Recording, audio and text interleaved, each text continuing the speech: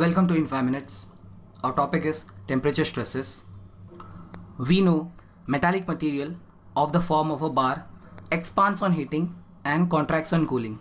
You can see the elongation due to heating and you can see the contraction due to cooling. If this expansion or contraction is allowed freely, no stresses are developed in a bar or a body. However, if the free expansion of the bar or free contraction of the bar is prevented in an arrangement as shown in a figure in which a bar is in between the two rigid supports, then stresses are developed in the body called as temperature stresses. So temperature stresses are defined as the stresses developed in the body when the free deformation of the body is prevented when the temperature of body changes. Temperature of body may increase or may decrease. Accordingly, the deformation of the body may be an elongation or a contraction. Now consider a bar of diameter d and length L on which no external load is acting. This bar is subjected to heating, that is delta D is positive. So it has been found that the bar elongates and this is a delta L. Delta L is directly proportional to delta D change in temperature. Also it is directly proportional to the original length L of the bar. So delta L is given as alpha delta D into L, where alpha is coefficient of linear expansion and its unit is per degree centigrade. Alpha is the property of the material. It will be different for different material. Greater the value of alpha, greater will be the deformation per unit temperature change for a given length of a material.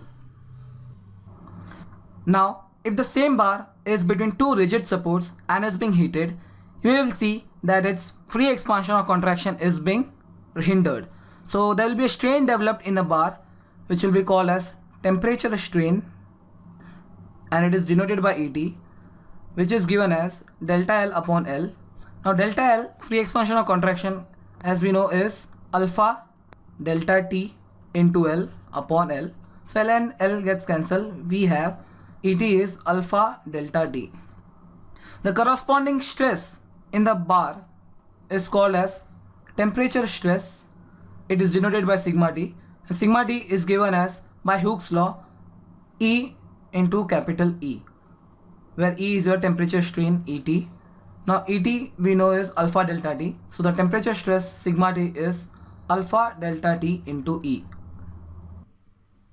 In some cases, when the bar is being heated, it tries to elongate, and when the rigid support prevents its elongation, a tensile load is developed on the support as well as on the bar. Sometimes it may happen that the support may yield by length delta L. If in case the free expansion of steel is greater than the delta L, that is the yielding of your support, then still there will be a tensile stress developed in the bar. In this case, we see that due to the rigid support, the whole of the free expansion is being prevented. So in this case, your delta L equal to free expansion. Now in many cases, like as shown in a figure, one of the support or both may not be so rigid. Now as the bar tries to elongate, elongation is being prevented.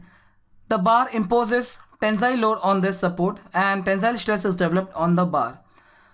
Now let's suppose if the rigid support yield by delta L, whose length is smaller than the free expansion, then the general compatibility equation for this can be written as delta L is equal to free expansion plus expansion prevented.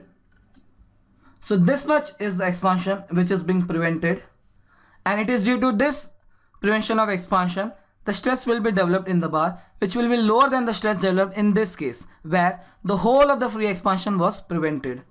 So we can write this as delta L is equal to alpha delta T into L plus sigma L by E.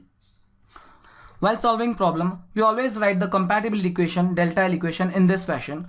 If suppose in case of heating, the delta T will be positive and it will be expansion. If the material is being cooled, then delta T will be negative and your delta L becomes negative. Consider a compound section consisting of a steel rod which is inside the brass tube and both its ends are attached to a rigid support. When this compound section is being heated, Alpha S is the linear coefficient of thermal expansion for steel, whereas alpha B is linear coefficient of thermal expansion for brass. Now we know from literature your alpha B is greater than alpha S. Now when this composite section is being heated, both the material, steel rod as well as brass tube, will try to expand. Now as your alpha B is greater than alpha S, the brass tube will expand more than the steel rod. Now since the steel rod is rigidly attached to the brass tube, the final elongation of the rigid support will be somewhere in between the free expansion of steel and free expansion of brass, meaning that the expansion of steel will be slightly greater than the free expansion, whereas expansion of brass will be slightly smaller than the free expansion. So you can see that there will be a tensile load developed on the steel rod, whereas compressive load developed on the brass tube.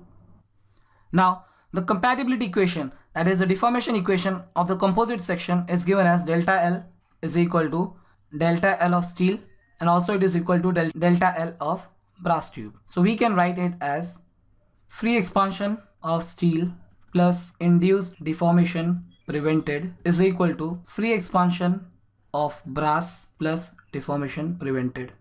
Therefore we have alpha S delta T L plus sigma S L by E is equal to alpha B delta T L plus sigma B L by EB. This is ES. So we see that delta T is both for the composite section. Sigma S and sigma B are linear coefficient of thermal expansion for both the material. Using this equation, we can find out the stresses. So this is our equation 1.